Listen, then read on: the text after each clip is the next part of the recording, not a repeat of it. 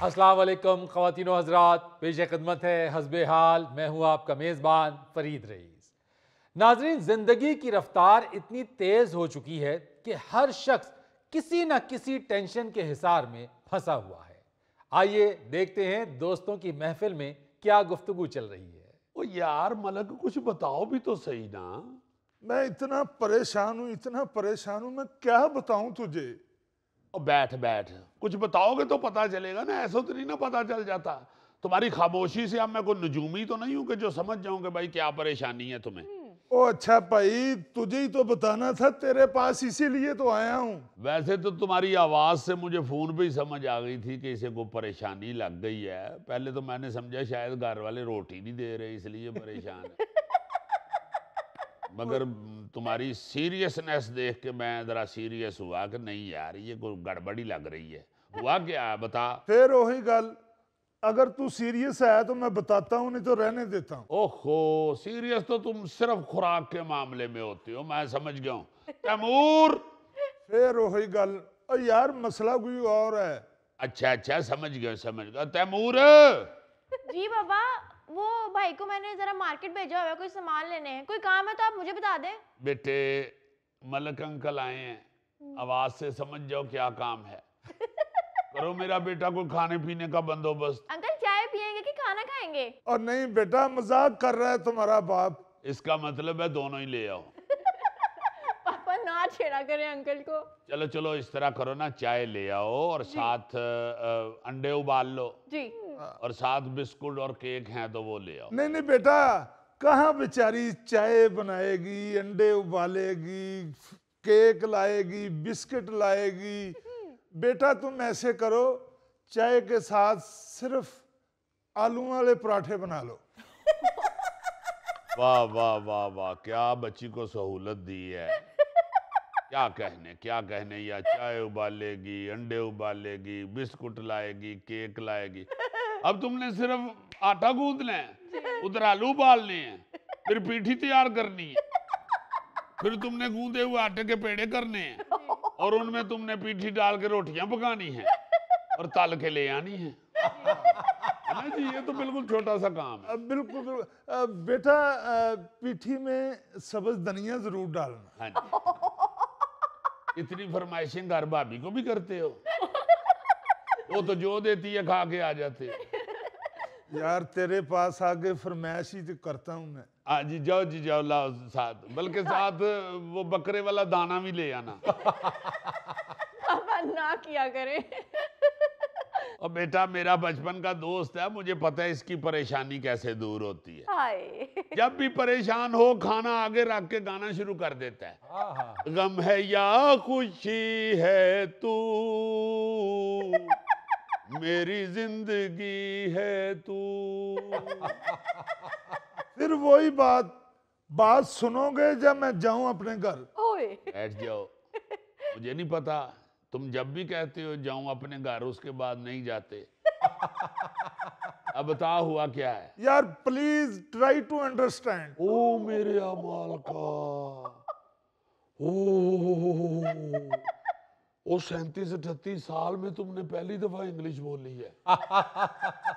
इसका मतलब है मामला वाकई सीरियस है। हाय। यार मामला वाकई बड़ा सीरियस है। इस दफा तुम्हारी भाभी ने कहा कि शादी की सालगिरह पे मुझे चाइनीज खाना खिलाने के लिए शहर लेके जाओगी। देन व्हाट, इसमें परेशानी वाली कौन सी बात है? और यार मुझे तो एक भी चाइनीज डिश का नाम का नहीं पता।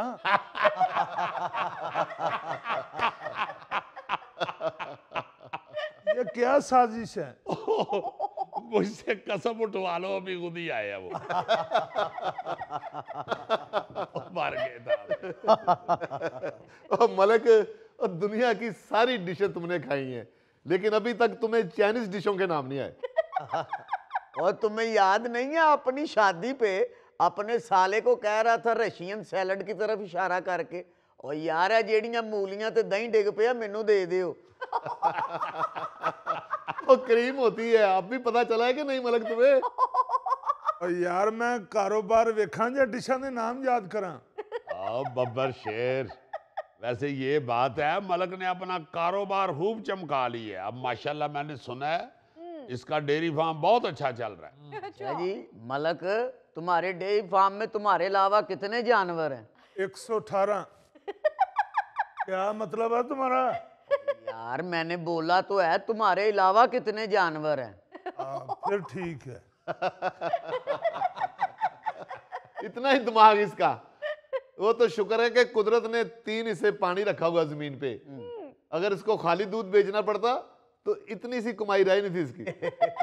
और यार मेरे फार्म पे ऐसा कोई काम नहीं होता, मैंने हमेशा खालस दूध बेचा है। अच्छा, मैं तो मिलावट के करीब से भी नहीं गुजरता।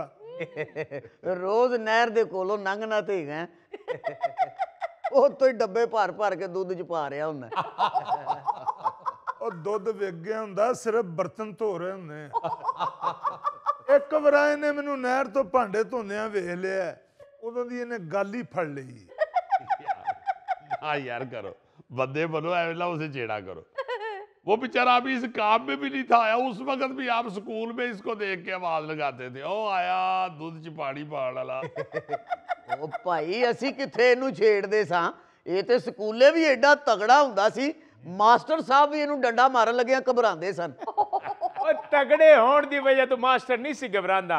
ਮਾਸਟਰ ਦੇਖ ਦਿਹਾੜੇ ਇਸ ਵੇ ਤੋਂ ਚਾਲੂ ਹੋ ਗਿਆ ਕਿ ਇਹਨੂੰ ਮਾਰਿਆ ਡੰਡਾ ਤੇ ਭੱਜ ਕੇ ਪਾਣੀ ਵਾਲੀ ਟੈਂਕੀ ਤੇ ਚੜ ਗਿਆ, आधा मैं खुदकुशी करे सां। आ जाओ तुम्हारी कसर रह गई थी। तो क्या हाल है, सारे ठीक ठाक हो? अच्छा, जब टैंकी पे चढ़ा है मुझे याद है, जब नीचे उतारा है इसे प्यार प्यूर करके, तो इसे उन्होंने कहा जी इसको स्कूल से निकाल दो।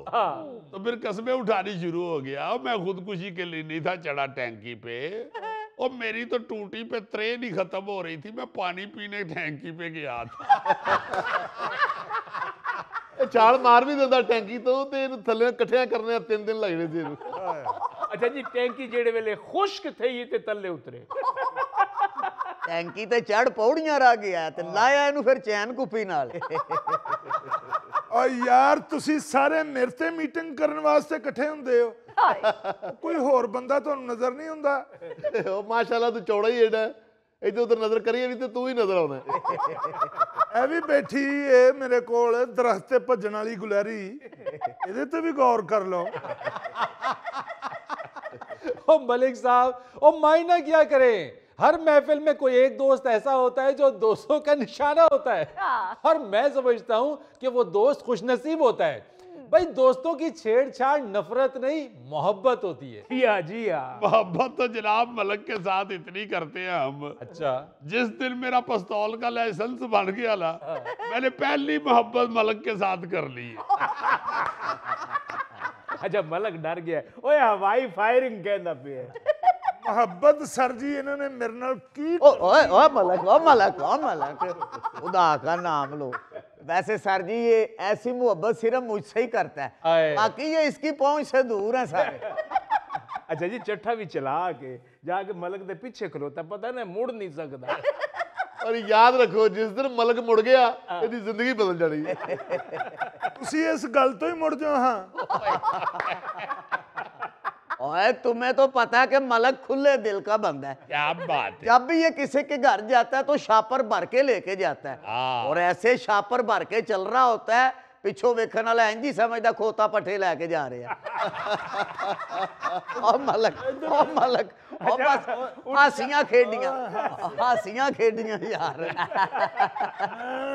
ਕਿਸੇ ਦਿਨ ਤੇਰੇ ਮੁੱਕੀ ਮਾਰ ਕੇ ਨਾ ਤੇਰਾ ਸਾਰਾ ਹਾਸਾ ਕੱਢ ਦੇਣਾ। ओ मलिक साहब, वो क्यों गुस्सा कर रहे हैं यार, प्यार कर रहे हैं ये सब आपसे। ਸਾਰੇ ਮੇਰੇ ਨਾਲ ਹੀ ਪਿਆਰ ਕਰਨ ਡਏ, ਮੈਂ ਬਾਬਰਾ ਸ਼ਰੀਫ ਹਾਂ। यार मलक, और यही बैठ के 4 मिनट शुगर लगा लेते हैं जो लगा लेते हैं, वरना तो मेरी जान जिंदगी के मसले मसाइल ही नहीं जान छोड़ते। मसले तो इतने हैं मुबशर कि चाय के अंदर बिस्कुट डुबो तो आधा बिस्कुट अंदर ही रह जाता है। आए। दूसरे बिस्कुट से अगर उसको निकालने की कोशिश करो तो वो दूसरा भी डूब जाता है। हाय हाय हाय। अच्छा, पुराना दौर चंगा ही, वो वेले बिस्कुट इतने खस्ता ना होंदे हैं, इतने मोटे बिस्कुट होंदे हैं कि बिस्कुट डुबदे डुबदे टाइम गिनदा ही। सुन रहा मलक, ਐਵੇਂ ਦਿਲ ਛੋਟਾ ਨਾ ਕਰਿਆ ਕਰ, ਮੋਟਾ ਬਿਸਕੁਟ ਡੁੱਬਦਿਆਂ ਟਾਈਮ ਲੈਂਦਾ।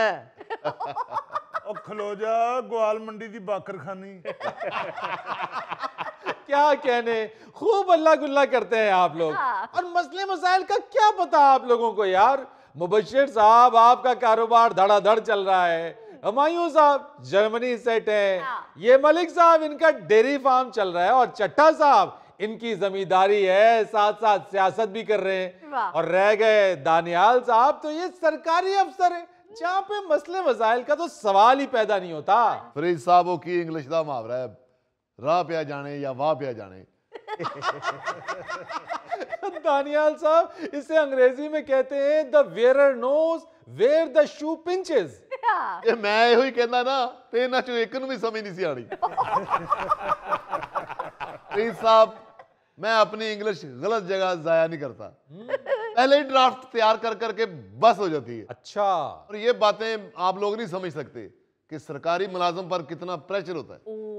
नहीं, वाकई सरकारी मुलाजम अगर काम करने वाला हो और सिर्फ सरकारी तनख्वाह पे गुजारा करता हो तो फिर तो वाकई बड़ी मुश्किल होती है। मैंने तो इसे दानियाल को देखा है ना जी, काम करते हुए।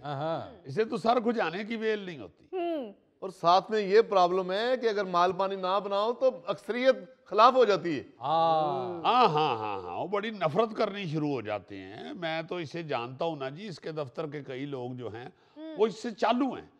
क्योंकि पूरे दफ्तर को ईमानदार आदमी पे इस बात का गुस्सा होता है कि ये हमारे काम में रुकावट बना हुआ है। सही बात है। एग्जैक्टली। लो जी, ये इस एक लफ्ज पे ये सारी अफसरी कर रहा है।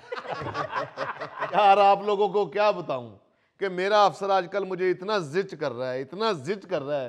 कहता है कि एक फाइल पे रिपोर्ट बनाओ और लिख दो ऊपर के सब ओके। तो मैं कहता हूं कि जब सब ओके है ही नहीं तो कैसे लिख दूं मैं? तो फिर तुम क्या करोगे? वो तो तुम्हें बार बार जिच करेगा। वो चट्टा साहब कर रहा है, बार बार मेरे काम में कीड़े निकाल रहा है। एसीआर खराब लिखने की धमकियां लगा चुका है। ट्रांसफर उसके बस की बात नहीं, वरना ट्रांसफर भी करा देता। दानियाल साहब, ये तो आपकी तरह जहां जहां जो जो ईमानदार अफसर बैठा हुआ है उसके साथ यही कहानी चल रही है।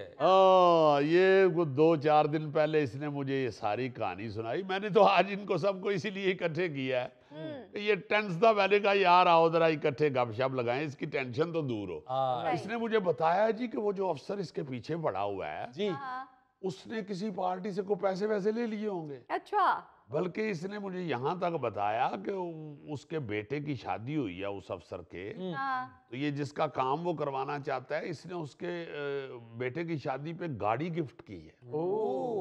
अब उसके बदले में वो तो उसका काम करवाएगा, बिल्कुल, जिस तरह का भी गलत मलत है। बिल्कुल। मगर ये उसकी दाल नहीं गलने दे रहा। और फरीद साहब, दाल मैंने गलने भी नहीं देनी, क्योंकि मैनू पता है दाल जे गल गई ते मलक ने चिट्टे चौड़ा ते पा लेनी। ओ यार दानियाल, तुम ये काम कर दो, इसका गुनाह तो अफसर के खाते में ही पड़ना है ना। तुमने कौन सा उससे पैसे पकड़े हुए हैं? और इसे ये तो पता है ये काम गलत है। ये बात लो जी, मैनू कसम चुका लो, 40 साल की दोस्ती च मलक ने पहली बार अकल की गल की थी। कीती नहीं, ओदे मुंहों निकल गई है। और सिर्फ गल ही होंदी है जिहड़ी इहदे मूंहों निकल जाती है, वरना जिहड़ी शायद मूंह च होवे निकलन नहीं देता, वो बेचारी होर अगां ही जाती है। बिल्कुल बिल्कुल मजा। अस्सलाम वालेकुम। वालेकुम सलाम। वो कहाँ गए हुए थे? पापा चीनी, दूध और बिस्किट लेने गया था। और जिस वेले मलक बैठा हुआ ने, सामने खान पीन दी चीज़ां दे ना लिया कर, परले पासे होके अंदर निकल जा। यार बड़ा गांव से घी भगा भगा के इस बच्चे को खिलाया है, इसको नहीं होश आ रही। ਇਹਨੂੰ 4 दिन मेरे नाल भेज डेयरी फार्म ते, फिर देख नू होश आउंदी कि नहीं। बहुत अच्छे, यानी तेरे आले दुआले फिर के होर खौफजदा होके निकाह हो जाए। घबराया ना करो, आजकल के बच्चे इसी तरह ही है। हाँ, अच्छा फरीद साहब, गल हो रही सी दानियाल भाई दी ईमानदारी दी। मैं 25 साल हो गए जर्मनी च काम करदे होया। ये 25 सालां च मैं एक भी वाकया ऐसा नहीं सुनिया भी ईमानदार आदमी दे नाल ऐसा बिहेव होया हो। बल्कि ईमानदार आदमी दी हथों ज्यादा इज्जत होंदी है। ठीक कह रहे हैं आप।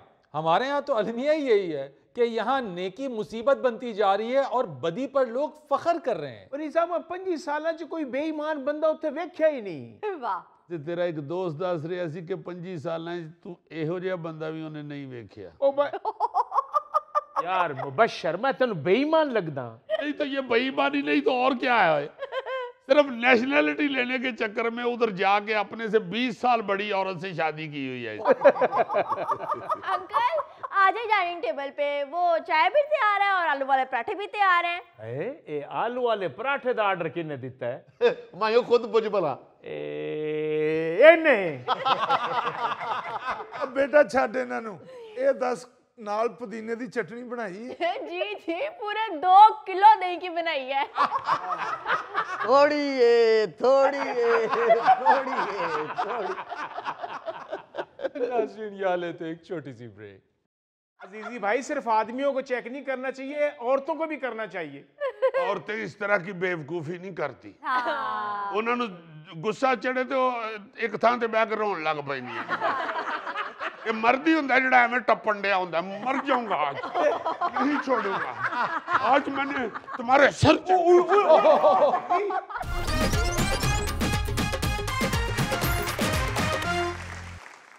नाज़रीन, आप जैसा कि जानते हैं कि आपका न्यूज़ जेम्स बॉन्ड 0092 आपके लिए मये मये के दिलचस्प और हैरान कुन खबरें लेके आता है। जी आज की जो खबर मैं आपको सुनाने वाला हूं, जो पेश करने वाला हूं, जी वो जदीद हीर रांझों के लिए है। वाह! आपने वो मुहावरा तो सुना ही होगा कि बंदा इश्क में अंधा हो जाता है। मैं समझता हूँ कि बंदा इश्क में आंखों से अंधा नहीं होता, अकल से अंधा हो जाता है। कौन अंधा हो गया अजीजी? अमेरिका में गर्लफ्रेंड से झगड़े के बाद लड़के की दौरान प्रवास जहाज का दरवाजा खोलकर छलांग लगाने की कोशिश। इमरजेंसी दरवाजा खोलने की कोशिश को एक FBI एहलकार मुसाफिर ने नाकाम बना दिया। देखो ना ये अकलदान नहीं है ना जी सर। भाई, झगड़ा तेरा हुआ है गर्लफ्रेंड के साथ, तू नाल सारा जहाज डेगन लगे। हालांकि जो मुसाफिर तैयारा है उसका चलते हुए कोई दरवाजा खोल दे तो जहाज मैं हो ही डामाडोल हो जाता है। झगड़ा तेरा हुआ है, तुम बाकी सारे भी ले डूबन लगा। बिल्कुल, हम तो डूबे हैं सनम, तुमको भी ले डूबेंगे। भाई तुम जहाज ने थले उतरना है, जाके ਉਹਦੇ ਨਾਲ ਗੱਲ कर ले, ਉਹਨੂੰ पूछ क्या हुआ है, गलती क्या है, छित्र मार ले, छित्र मार ले, लड़ते ना मेरे। वैसे जी साहब ये इंसल्ट है मर्द की। तो जब तुम्हारा खामद कह रहा होता है उस वक्त भी ये सोचा करो। बाद विच सारियां सियाणियां बन जांदी। नहीं ऐसे तो नहीं होना चाहिए, ये तो बड़ी गलत बात है।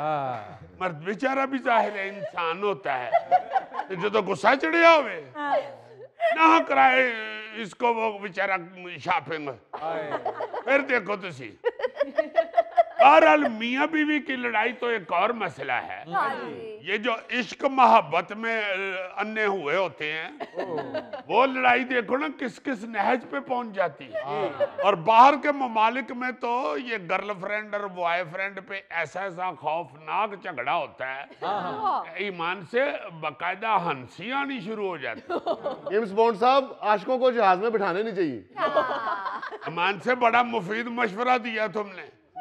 हर मुसाफिर का जहाज में चढ़ने से पहले बटुआ चेक करें, अगर उसके बटुए में किसी लड़की की तस्वीर है तो उनको वो चलो उतरो थले ना जो तो। और अगर किसी आशिक ने बटवे में तस्वीर ना रखी हो फिर ओदियां बावां ऊंचियां कराओ, उनको वो टीका लाना है तेनू। बाजुओं पे देखे उसने कोई नाम तो नहीं लिखा हुआ, ABCDE कुछ भी लिखा हुआ, उन्हें भी कहो नाच जाए तो। और बड़ा खतरनाक काम है यार। जी बिल्कुल। देखो ना सारा जहाज ही ले डूबने लगा था। ऐसे ऐसे खतरनाक होते हैं। मैंने तो एक बंदे को देखा हुआ, उसने अपनी नसें काट ली। और मैं कहा नसाने को आलूओं की चिप्स तो नहीं बड़े आराम ने काट ली। अजीजी भाई सिर्फ आदमियों को चेक नहीं करना चाहिए, औरतों को भी करना चाहिए। औरतें इस तरह की बेवकूफी नहीं करती। उन्होंने गुस्सा चढ़े तो एक थां ते बैठ के रोन लग पैंदियां। ये मर्द ही हुंदा जिहड़ा एवें टप्पण दिया हुंदा, मर जाऊंगा आज, नहीं छोड़ूंगा आज, मैंने तुम्हारे सर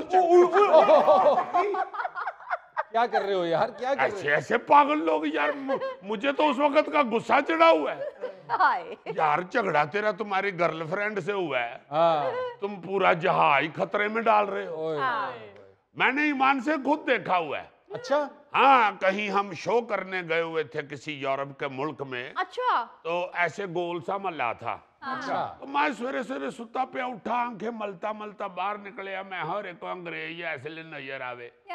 यानी कहते ने सवेरे सवेरे उठ के अगर अंग्रेज देखो तो अखा तेज हो जाती है।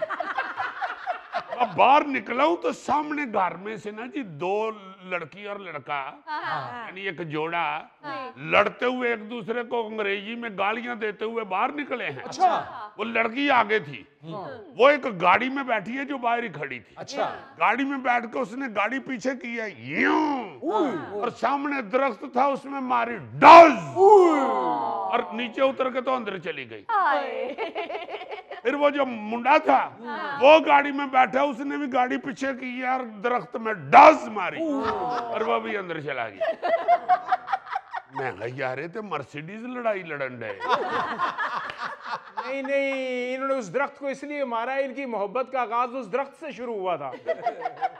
ये भी हो सकता है। अजीजी, वो जो दोनों लड़की लड़के ने गाड़ी मारी ना दरख्त में, वो उल्टा उनको पैसे मिलेंगे क्योंकि वहां इंश्योरेंस होती है गाड़ी की।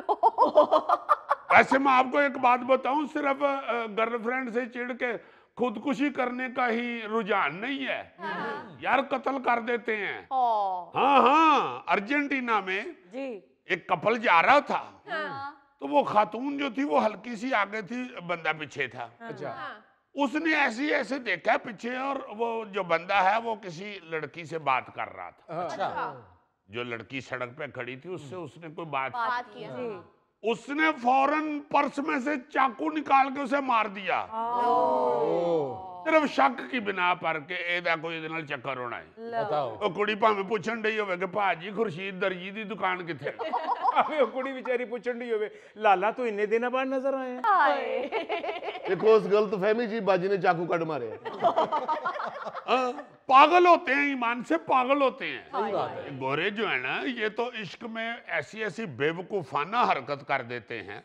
एक और खबर मैंने देखी थी, ब्राजील में वो मियाँ बीवी आपस में लड़ पड़े। अच्छा, अब वो जब लड़े हैं तो जो मियाँ है वो बीवी को मारना नहीं चाहता था, पिस्तौल उसने पकड़ लिया, मगर उसे फिर आया कि मैं अपनी बीवी को नहीं मारूंगा, मेरे निके निके बच्चे ने। गुस्से में एकदम घर से बाहर निकला है, और नाल दी हमसाई बेचारी बाहर बह के मटर छिलन रही सी, ओनू गोलियां मार दी थी। नहीं तो उसको कोई हमसाई पे शक था? नहीं जी नहीं, सिर्फ गुस्सा सी जेड़ा ओने ओदे ते कट छड्डिया। ओए, ओए, ਉਹ ਵਿਚਾਰੀ ਮਟਰਿਆਂ ਦੇ ਦਾਣਿਆਂ ਤੇ ਡਿੱਗ ਪਈ। ਉਹਦਾ ਖਾਵੰਦ ਆਇਆ, ਉਹਨੇ ਕਿਹਾ ਚਲੋ ਫਿਰ ਅੱਜ ਮਟਰ ਬੀਵੀ ਪਕਾ ਲਓ। हर बह के मटर कटन डई सी। अजीजी, ये ब्राजील की खबर सुनान डे हो या समड़े हाल दी? भाई जी ब्राजील भी समड़े हाल हो गई है। अच्छा, यूक्रेन के एक जोड़े ने तो कमाल किया है ना। अच्छा, वो आपस में झगड़ते थे रोज। अच्छा, एक दिन उन्होंने खुद ही फैसला किया और दोनों जनों ने ना अपने अपने हाथों पे हथकड़ियां लगा ली हुई है। ये सोशल मीडिया पे भी उनकी आई थी वीडियो सी कोई, दोनों हथकड़ियां पा के फिरन डे होंदे। सर मुझे लगता है वो एक दूसरे के लिए बहुत पोसेसिव हैं। बहुत बहुत एक दूजे ने कही जाते ने केड़े जुर्म च फड़े गए। अच्छा, चीन का बड़ा दिलचस्प वाकया। ओ वाह, कोई चीनी लड़का था, वो अपनी नर्स गर्लफ्रेंड से मिलने के लिए अस्पताल में गया। ठीक है, उधर उसकी हो गई लड़ाई, झगड़ा बढ़ गया। ठीक है, वो गुस्से में बाहर गया और जाके अपनी गाड़ी से पैसों से भरा हुआ ब्रीफकेस निकाल के लाया, और अस्पताल की छत पे जाकर उसने सारा ब्रीफकेस नीचे उल्टा दिया। लोग की पैसे लुटन रहे। बल्कि अब तो उनको लोग पूछते हैं कि कदों लड़ाई होनी है तुम्हारी, असां तुहाडी लड़ाई लुटन आना है।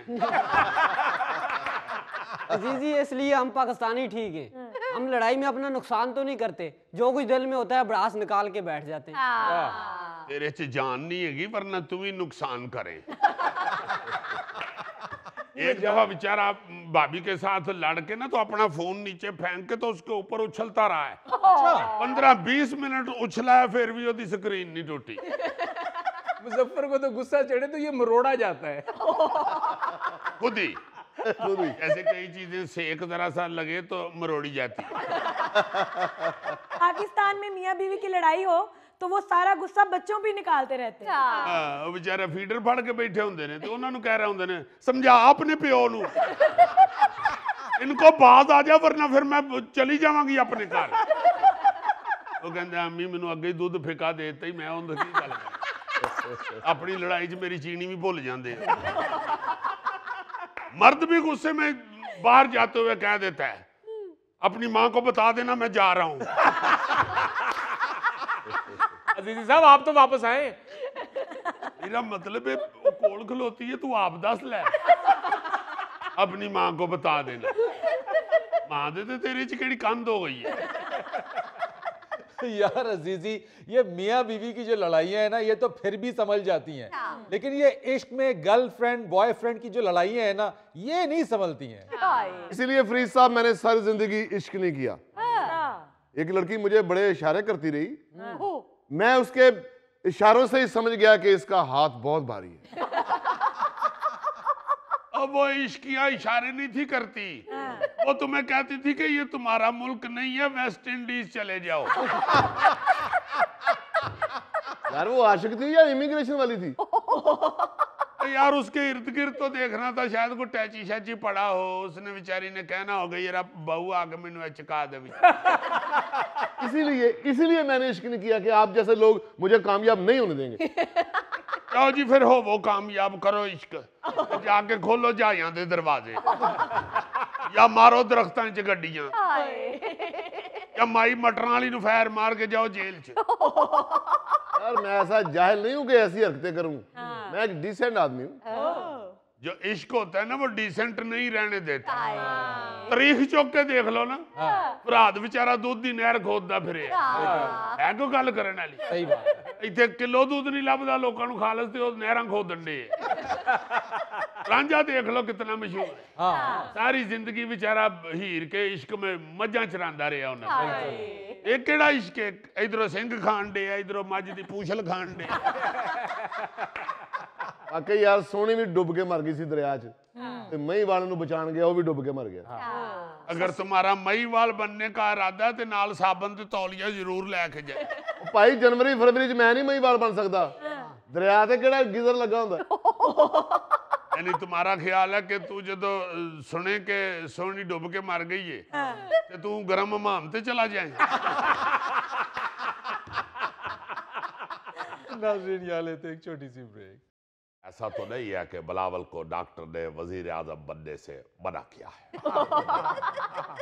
या उनका कोई एंटीबायोटिक कोर्स तो नहीं चल रहा जिसमें वजीर आजम से परहेज बताई गई है। गिलानी साहब अब तो रात हो चुकी है, वो कल ही बन सकते हैं फिर वजीर आजम।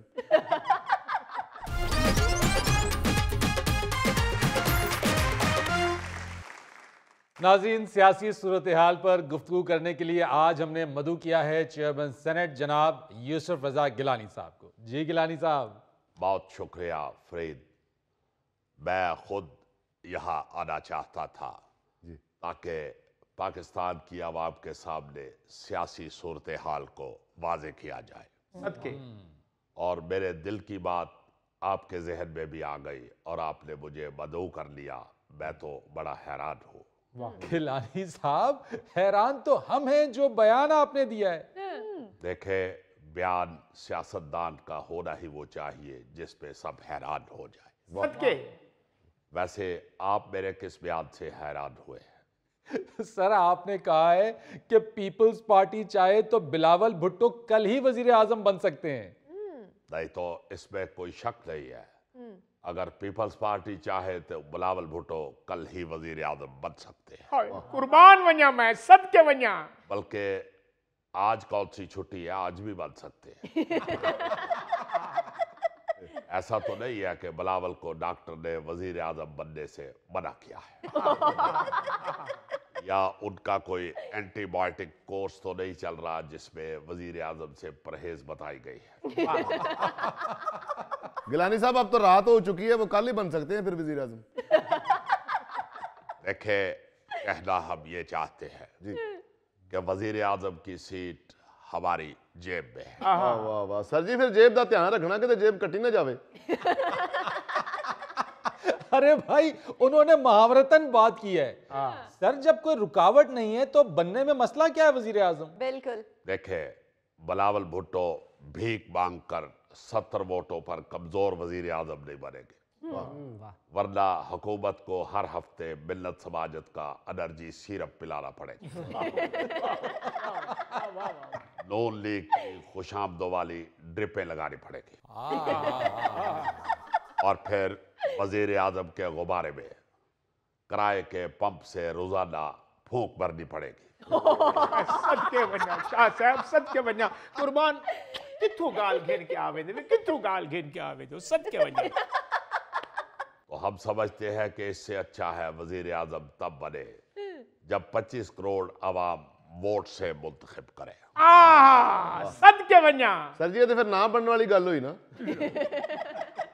क्या मतलब? शाह जी, तुसी कह रहे हो कि 25 करोड़ अवाम वोट पाएगी तो फिर बनने वजीर आजम, ते इत्थे तो सिर्फ 12 करोड़ पैंदा वोट। चलो ओ गौरी साहब, वो अक्सरियत की बात कर रहे हैं। मेरा ख्याल है कि आज गौरी साहब ने भंग पी हुई है। ओ शाह जी, की कह रहे हो तुसी? मैं तो सुबह अनार का जूस पी के आया हूं। वाह, अनार दा जूस पीता नजर आंदा पे। देखे, बात यह है कि इन लोगों को पीपल्स पार्टी की मकबूलियत का अंदाजा नहीं। जी जी बिल्कुल। ये तो साइंस की ज्यादती है कि उन्होंने आधी बात बताई कि नील आर्मस्ट्रांग ने चांद पे पहला कदम रखा, लेकिन यह नहीं बताया कि वहां पे उसे पहली आवाज कौन सी सुनाई दी। जिए भुट्टो। सदके सदके सदके। अब समझ गया ये मेरी बात। देखे, चांद वाली माई कई दफा कह चुकी है कि वो अगर वोट देगी तो सिर्फ पीपल्स पार्टी को देगी। कुर्बान वन्या। और गौरी साहब, आपको ये अंदाजा नहीं है कि ये एआई का दौर है। आहिस्ता आहिस्ता आप देखिएगा अवाम से ज्यादा यहाँ रिमोट होंगे। और मैं ये शर्त लगा के कह सकता हूँ कि आप किसी भी रिमोट को पूछेंगे तो वो यही कहेगा कि मेरा वोट पीपल्स पार्टी को है, क्योंकि साइंस की दुनिया में सबसे बड़ा कारनामा पीपल्स पार्टी का है। बेशक। मेरे लीडर जुल्फकार अली भुट्टो ने इस मुल्क को एटम बम दिया है, जी हाँ, वरना उसके बाद तो जितनी भी हुकूमतें आई है वो सिर्फ गलियों में शबरात वाले पटाखों पे ही कंट्रोल पाती रही। वाह वाह वाह वाह। ओ सर, तुसी फिर इत्थे सानू कंफ्यूज कर रहे हो। ਤੁਹਾਡਾ नारा तो है रोटी कपड़ा और मकान, ते रिपोर्ट नूं इन्हां तिन्नां चीज़ों की जरूरत नहीं। मेरा ख्याल है कि ये रिपोर्ट की वकालत करना चाह रहे हैं। आप सिर्फ पीपल्स पार्टी की खिदमात को देखें, जी हाँ, फिर आपको ये यकीन हो जाएगा कि आइंदा सिर्फ आवाम ही नहीं, मशीनरी भी चीख चीख के कहेगी कि पाकिस्तान में अगर किसी ने काम किया है तो वो सिर्फ पीपल्स पार्टी है। ठीक है शाह जी, आप कहते हैं तो मान लेते हैं। आपकी तो इत्तेहादी हुकूमत है और फिलहाल आपने कोई वजारतें भी नहीं ली। देखें, वजारतें हमें कोई चूंडियां नहीं काटती, मगर हमें वजारतों का कोई लालच नहीं है। जी हाँ, हम फिलहाल सिर्फ अवाम की खुशहाली के लिए काम कर रहे हैं। बेशक। अवाम को रोजमर्रा की चीजें सस्ती मिलनी चाहिए, जी हाँ, रोटी सस्ती होनी चाहिए, हाँ, अंडे सस्ते होने चाहिए। वाह, ये बड़ा जुल्म है कि अंडे मुर्गी देती है और पैसे सारे दुकानदार खा जाता है। वाह वाह वाह वाह वाह, शाह जी वाह। उस बेचारी को इस काम में क्या बचता है? आए आए। वो क्या कहते हैं कि दुख सहे बी मुर्गी और कवे अंडे खाए। ओ हुजूर, दुख सहे बी फाख्ता और कव्वे अंडे खाए। मगर फिलहाल मुर्गी की बात हो रही है। तो हम चाहते हैं कि गरीब आवाम को सहूलतें मुयस्सर होनी चाहिए। आप ठीक कह रहे हैं गिलानी साहब, मुल्क को माशी चैलेंजेस का सामना है। आप सेनेट में भी तो बहुत सारी माशी बहाली की तजावीज पर काम कर रहे हैं। जी हाँ फरीद साहब, हम कोशिश कर रहे हैं कि चीजों को बेहतर करें। और अवाम की बेहतरी के लिए कुछ करे। हमें अपनी कोई लालच नहीं है। हम ये समझते हैं कि मुल्क है तो सब कुछ है। ऐसी सोच नहीं होनी चाहिए कि मैं हूं तो सब ठीक है, मैं नहीं हूं तो कुछ भी नहीं। अगर मैं नहीं हूं तो मुल्क भी नहीं है। बंदे के अंदर बकरी फिट नहीं होनी चाहिए कि वो मैं ही करता रहे। इस तरह की सोच से मैं समझता हूं कि घरों में तलाकें हो जाती है। जिस तरह मियां बीवी गाड़ी के दो पहिए होते हैं, इसी तरह मुल्क के सारे सियासतदान भी गाड़ी के पहिए होते हैं। अगर एक पहिया अपनी मर्जी से चलने की कोशिश करेगा तो गाड़ी में से घी घी की आवाजें आएंगी। मगर गिलानी साहब, वो एक पहिया तो चलने को तैयार ही नहीं है। देखे, जब कोई एक पहिया चलने के लिए तैयार नहीं होता जी जी, तो फिर उसकी हवा निकाल के उसे पंचर कर दिया जाता है। वाह वाह शाह जी वाह। और आप सब जानते हैं कि जब पहिया पंचर हो जाए तो फिर उसे बदल दिया जाता है। वाह गिलानी साहब, मुझे याद आया कि बिलावल भुट्टो साहब माशाल्लाह बड़े स्मार्ट हुए हैं। तुम क्यों खुश हो रहे हो? तुम्हारे जितने स्मार्ट तो नहीं हुए। हाँ गिलानी साहब, हमने सुना है कि माशाल्लाह से डाइटिंग भी कर रहे हैं और एक्सरसाइज भी कर रहे हैं। वाह। देखे, मैं समझता हूं कि आइंदा आने वाले वजीर आजम को सियासत और हुकूमत की तैयारी के साथ साथ स्लिम स्मार्ट भी होना चाहिए। वाह। और जनाब जी स्मार्ट ही चाहिए तो फिर आखिरी स्मार्ट ला जो। और लाला उन्हें को वजीर आजम चाहिए को खेता च खलार के हांडी मूंधी नहीं भी मारनी। गौरी साहब, हमारे पाकिस्तान की यही बदकिस्मती है।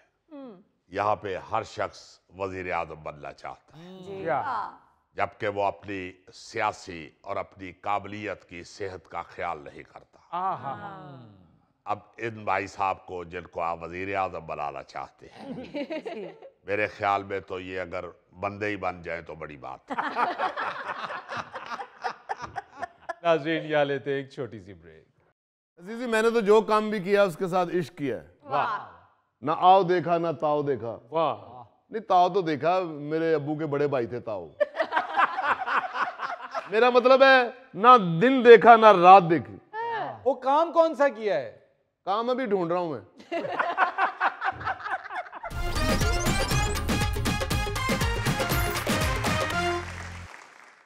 जनाब फरीद सियाना साहब, आप माशाल्लाह माशाल्लाह पढ़े लिखे आदमी मालूम होते हैं।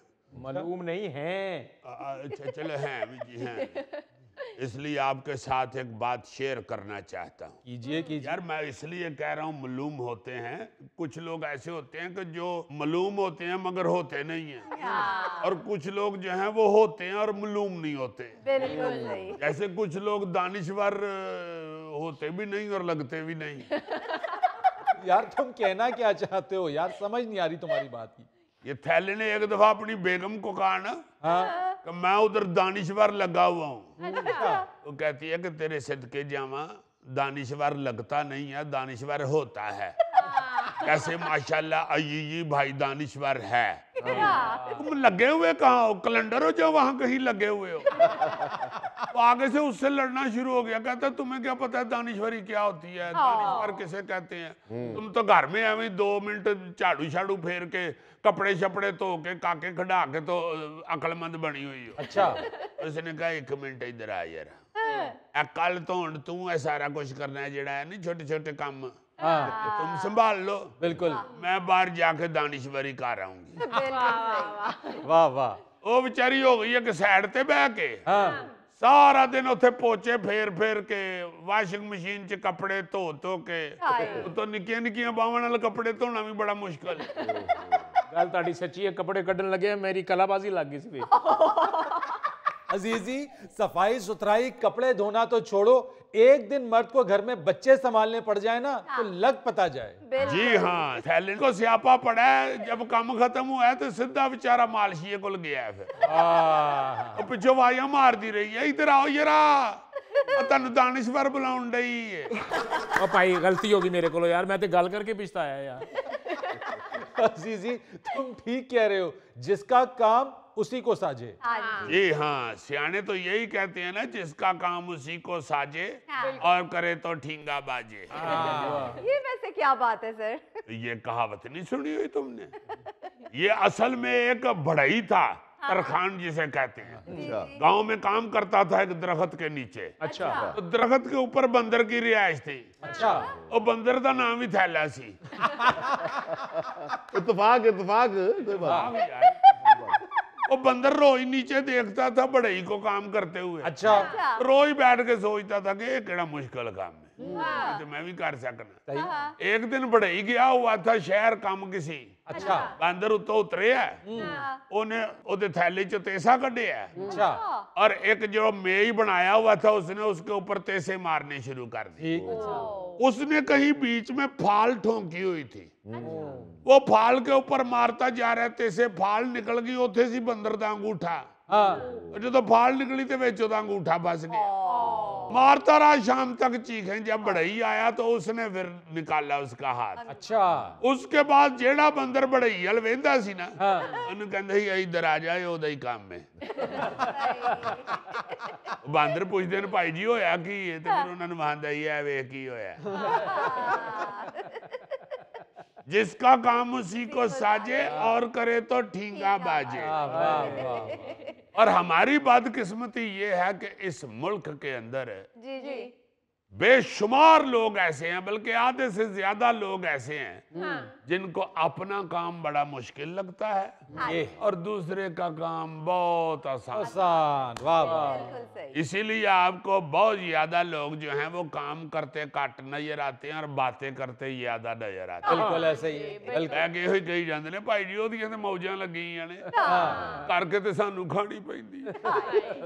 देखो ना जरा सवेर दा आके बैठा जे कुर्सी ते, बंदा ਨੂੰ ਉੱਥੇ ਕਾਲਰ ਤੋਂ ਫੜ ਕੇ ਕੁਰਸੀ ਤੋਂ ਉਠਾਏ ਤੇ ਥੱਲੇ ਲੈ ਜਾਵੇ ਤੇ ਜਾ ਕੇ ਵਾਇਆ ਹੋਵੇ ਮਜ਼ਦੂਰ ਜਿਹੜਾ ਇੱਟਾਂ ਚੁੱਕਣ ਦੇ, ਫਿਰ ਦੂਸਰੇ ਪਾਸੇ ਲੈ ਜਾਵੇ ਗਟਰ ਵਹਾਵੇ ਜਾ ਗਿਆ ਵੇ ਥੱਲੇ ਜਿਹੜਾ ਬੰਦਾ ਵੜੇ, ਫਿਰ ਤੀਸਰੇ ਪਾਸੇ ਲੈ ਜਾਵੇ ਵੇ ਜਿਹੜਾ ਹੁਣ ਸੀਮਟ ਦੀਆਂ ਬੋਰੀਆਂ ਚੁੱਕ ਕੇ ਛੱਤ ਤੇ ਚੜਨ ਦੇ, ਤੇ ਚੌਥੀ ਵਾਰੀ ਉਹਨੂੰ ਖੰਭੇ ਵੱਲ ਲੈ ਜਾਓ, ਵੇਖ ਜਿਹੜਾ ਖੰਭੇ ਤੇ ਚੜੇ ਆ।